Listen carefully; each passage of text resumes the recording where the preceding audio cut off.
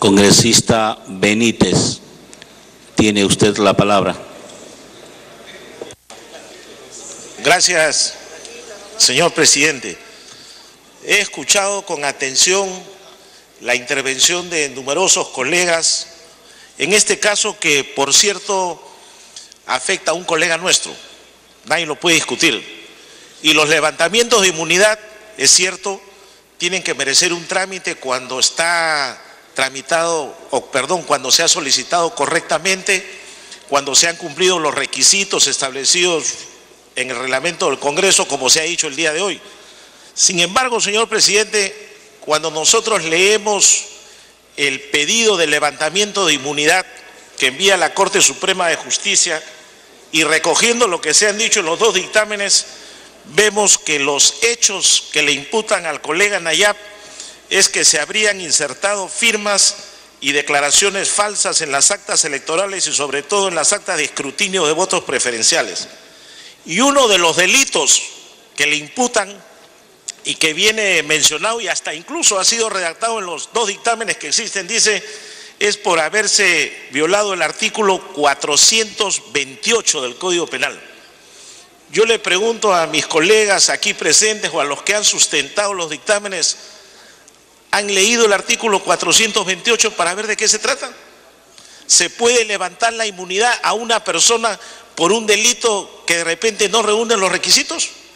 Porque el artículo 428, presidente, dice, el que inserta o hace insertar en instrumento público declaraciones falsas u otros más. Yo pregunto, ¿el acta donde se anotan los votos, los resultados preferenciales, es un instrumento público? O sea, ¿encaja la figura que supuestamente se ha cometido en el artículo 428 del Código Penal? ¿O se trata de documentos privados, con lo cual ya no se habría cometido la figura del artículo 428? De repente se ha cometido otro delito, de repente hay otro ilícito penal, otra figura, pero no por la que se pide el levantamiento de inmunidad. Entonces, esa razón sería suficiente para que ese trámite no se pueda dar.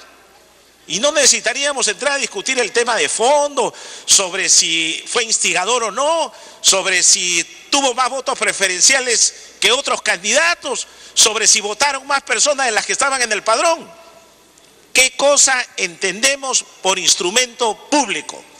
Aquí en el Congreso de la República se ha discutido hace muchos años, cuando se hablaba de las inscripciones de partidos, si las actas que se usan para firmar la inscripción era documento público o privado.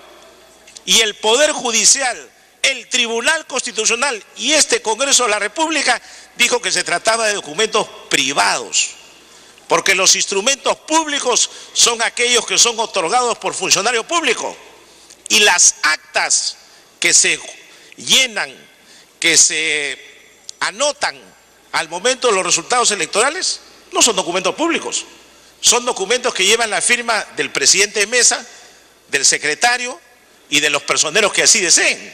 ¿Cuál de ellos es funcionario público? Ninguno. Eso no es un documento que tenga que ver con instrumento público, es un documento privado. Luego, cuando eso se protocoliza y salen los resultados que da el Jurado Nacional, que proclama o entrega credenciales, eso sí podría ser instrumento público. Incluso, señor presidente, si uno tiene un documento X privado y lo hace legalizar en fotocopia, esa legalización, aun cuando tenga firma de notario, no es instrumento público, simplemente sería una fotocopia legalizada.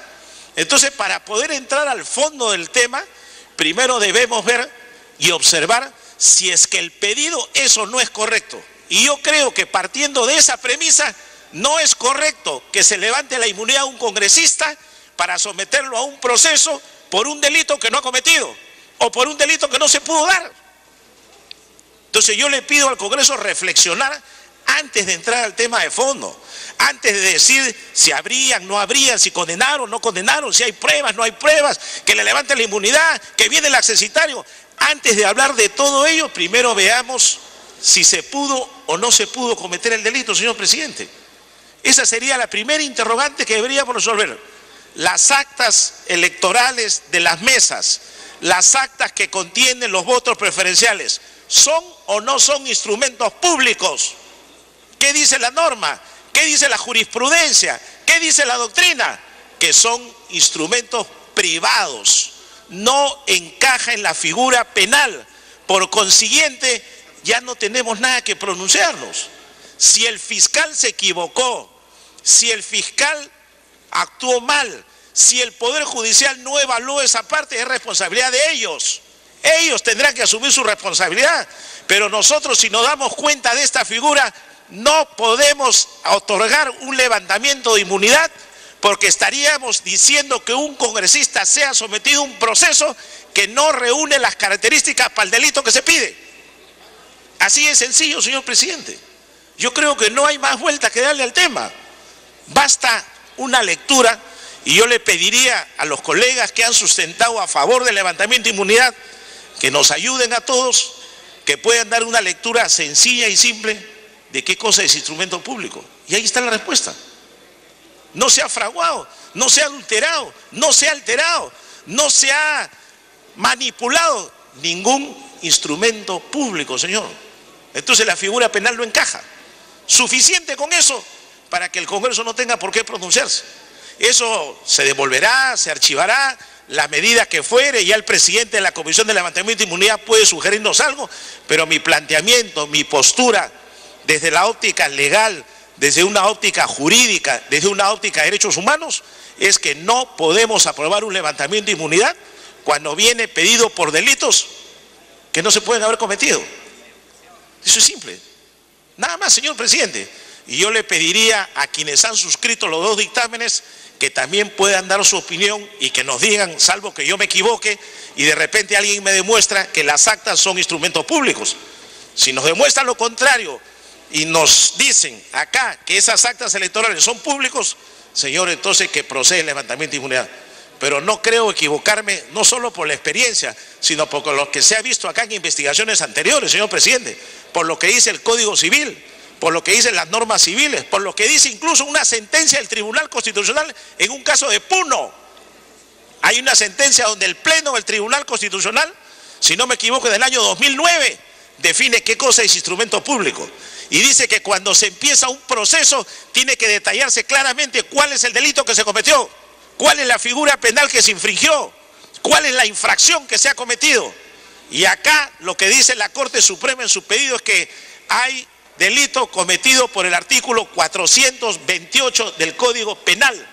Y el artículo 428 del Código Penal se refiere a instrumentos públicos y las actas electorales no son instrumentos públicos.